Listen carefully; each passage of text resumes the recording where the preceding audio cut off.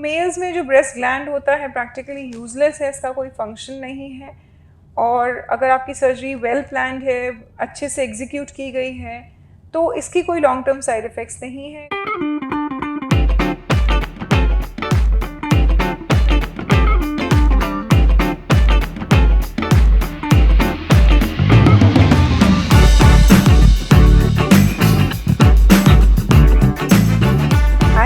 मृणालिनी शर्मा, मैं एक प्लास्टिक और कॉस्मेटिक सर्जन हूँ जो एस्टीवा कॉस्मेटिक क्लिनिक साकेत में प्रैक्टिस करती हूँ। So we back again with an FAQ series और आज का हमारा टॉपिक है गायनोकोमेस्टिया या मेल बूब्स। गायनोकोमेस्टिया के बारे में मुझसे बहुत सारे सवाल पूछे जाते हैं हमारे सोशल मीडिया चैनल्स में।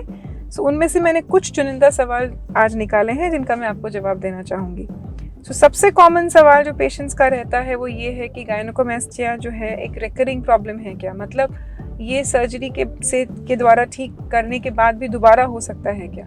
सो द आंसर इज़ नो। अगर एक बार हमने गायनोकोमेस्टिया सर्जरी करी है तो हम उसमें जो ग्लैंड है जिसमें गायनोकोमेस्टिया डेवलप होता है, जो आगे जाके बढ़ता है, उसे भी निकाल लेते हैं। इसलिए एक बार सक्सेसफुल सर्जरी के बाद गायनोकोमेस्टिया दोबारा रेकर होने के कोई चांस नहीं होते हैं। सेकेंड क्वेश्चन है स्कार्स के बारे में। तो जब भी किसी भी प्लास्टिक सर्जरी की बात होती है तो सबसे बड़ा डर जो पेशेंट के दिमाग में होता है वो निशानों का होता है। तो गायनोकोमेस्टिया सर्जरी जो है आजकल प्रैक्टिकली स्कारलेस हो गई है।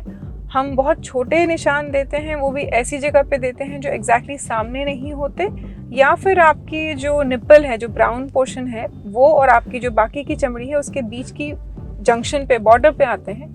इसलिए आप समझ लीजिए तकरीबन 1 महीने बाद वो स्कार किसी को भी नहीं दिखता। तभी आपको स्कार्स के बारे में बिल्कुल नहीं सोचना है अगर हम गायनोकोमेस्टिया के ट्रीटमेंट के बारे में प्लान कर रहे हैं। एक और सवाल जो बहुत कॉमनली पूछा जाता है वो है स्किन के बारे में। तो बहुत सारे पेशेंट्स एक लार्जर ग्रेड ऑफ गायनोकोमेस्टिया, जैसे हम ग्रेड 4 गायनोकोमेस्टिया लेके आते हैं, जिसमें हमें चर्बी और ग्लैंड का तो ख्याल रखना ही होता है, साथ साथ जो लूज स्किन है उसको भी ट्रीट करना होता है। अब इन मरीज़ों में ये जानना ज़रूरी है कि जो सर्जरी है उसमें थोड़े ज़्यादा स्कार्स आएंगे, बिकॉज अगर हम सिर्फ ग्लैंड निकाल देते हैं और साथ साथ फैट निकाल देते हैं, स्किन जो है वैसी की वैसी लूज रहेगी और पेशेंट सर्जिकल रिजल्ट से खुश नहीं होगा। तो इन प्रोसीजर्स में खास करके ग्रेड 4 गायनोकोमेस्टिया में थोड़ी बहुत स्कारिंग का कोई इलाज नहीं है, वो रहती है। आगे जाके उनमें हम लेज़र्स या फिर कोई क्रीम इस्तेमाल करके स्कारिंग को कम ज़रूर कर सकते हैं, पूरी तरह ख़त्म करना पॉसिबल नहीं रहता है। एक और क्वेश्चन है जो है उसके इस प्रोसीजर के रिकवरी टाइम के बारे में कि कितने टाइम तक पेशेंट को छुट्टी लेनी होगी ऑफिस से, कितने टाइम तक उसको अपनी नॉर्मल एक्टिविटीज़ अवॉइड करनी होगी। तो अब ज़्यादातर गायनोकोमेस्टिया का जो रिकवरी है वो 1 हफ्ते के बियॉन्ड नहीं है। हाँ, जैसे कि अगर बहुत लार्ज गायनोकोमेस्टिया है, ग्रेड 4 गायनोकोमेस्टिया है जिसमें स्किन भी निकाली गई है, बहुत ज़्यादा फैट भी निकाला गया है, तो इन पेशेंट्स में कभी कभी थोड़ा सा लंबा रिकवरी टाइम से अप टू 2 वीक्स का लग सकता है। बट 80% केसेस में गायनोकोमेस्टिया से रिकवरी जो है 1 हफ्ते के अंदर हो जाती है और पेशेंट अपने office activities within 1 week resume कर सकता है। लेकिन कुछ चीज़ें हैं जो हम चाहेंगे कि पेशेंट नहीं करे, जैसे कि कोई भी हेवी एक्सरसाइज हो गई, जिमिंग हो गई, स्विमिंग हो गई, इन सब को हमने 6 हफ्ते से लेके 2 महीने के लिए रोकना है इस सर्जरी के बाद। एक और सवाल जो मरीज़ मुझसे पूछते हैं वो ये है कि उनको किस तरीके की पोस्ट ऑपरेटिव केयर की ज़रूरत पड़ेगी, क्या क्या सावधानियां बरतनी होंगी।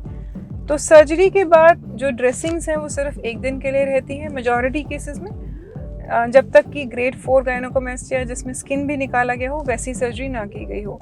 बाकी 80 to 90% केसेस में जो ड्रेसिंग है वो सिर्फ 1 दिन के लिए रहती है। पेशेंट्स को एक कंप्रेशन गारमेंट पहनना होता है जिससे कि जो स्किन है वो नीचे के टिश्यूज़ के साथ चिपक जाए। नॉर्मल एक्टिविटीज़ सारी अलाउड होती हैं। ज़्यादातर दवाइयाँ जो है सिर्फ 1 हफ्ते के लिए होती हैं और पेशेंट को किसी भी किस्म का दर्द या डिस्कम्फर्ट जो है मुश्किल से सर्जरी के नेक्स्ट डे तक रहता है। उसके बाद पेशेंट्स को ऐसी कोई तकलीफ होने की संभावना बहुत कम है। हाँ, अगर स्किन निकाली गई है, मेजर सर्जरी की गई है, देन जो ये टाइम है ये तकरीबन 2 वीक्स का हो सकता है, जिसमें पेशेंट को फॉलोअप्स के लिए बुलाया जाएगा, ड्रेसिंग की जाएगी।